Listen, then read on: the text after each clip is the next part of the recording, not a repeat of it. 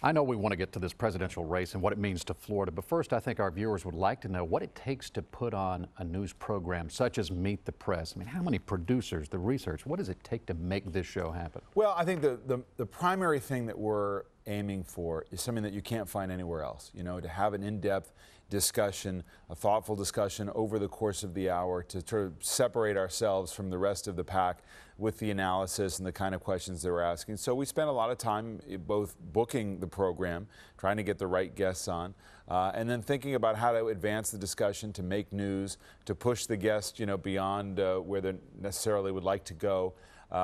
You know, and to get them on the record on some of the big issues that are going to be important in the campaign, or at least, you know, to get to something real. You know, any politician will come to a program like this with their talking points, the things that they want to say, you know, and I'm trying to push them beyond that to sort of get to some of the questions that I think people really want to answer. It's challenging. It's fun for us at home to watch, but let's talk about this presidential race, and specifically Florida, because Florida is a battleground state, and the polls are showing these guys, Romney and Obama, neck and neck going down the stretch. How do you see it playing out? Yeah, I think it's going to be that way, and I think Florida is critically important to both campaigns, probably even more so to the Romney campaign, which would like to turn it around and put it in the Republican column.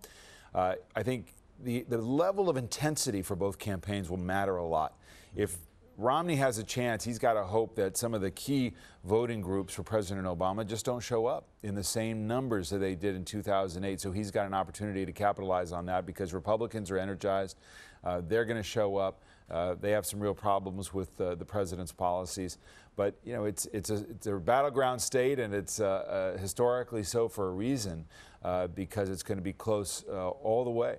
And it's not just a presidential race. We're looking at Senator Bill Nelson, who's getting quite the challenge from the eventual winner, perhaps. At least the polls indicate that Connie Mack will win the Republican nomination. How do you see this race playing out down the road, and what impact will it have on the national race? Well, certainly the composition of the Senate and the House becomes very important as you look ahead to what happens after the election, the fight over taxes, the fight over entitlement spending, the federal debt. So that's going to be a very important part of the equation. Unlike a midterm race, here you've got the presidential race at the top of the ticket.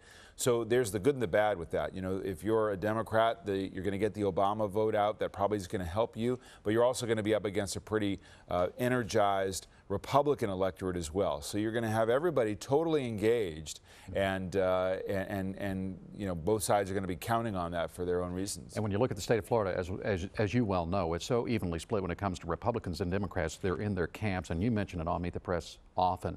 The independent vote. It really is going to come down to that. Well, it will, and the independents are ones that voted for President Obama when he was Senator Obama, candidate Obama in 2008, and there he's going to have a tough sell. You know, these are voters who we look at in the polling at whether people think the country's going in the right or wrong direction. The answer to that question is a big bellwether for where the independent vote is. So right now, you have to think that the president's in some trouble. This is where he's really going to try to build up the attack against Romney, define him as sort of an implausible alternative on the economy, all with that idea of making that pitch to independent voters. Who's got the vision to turn the economy around? And that's where the contest will be won. And that's why Florida, like other battleground states, will be heavily dependent on how both these candidates perform in the presidential debates or right before the election. And a lot of people will be looking in and making their minds up. And we'll all be watching you. Thank you. NBC. Appreciate it. It's a pleasure. Thanks for coming. Nice to see you again, David. Okay.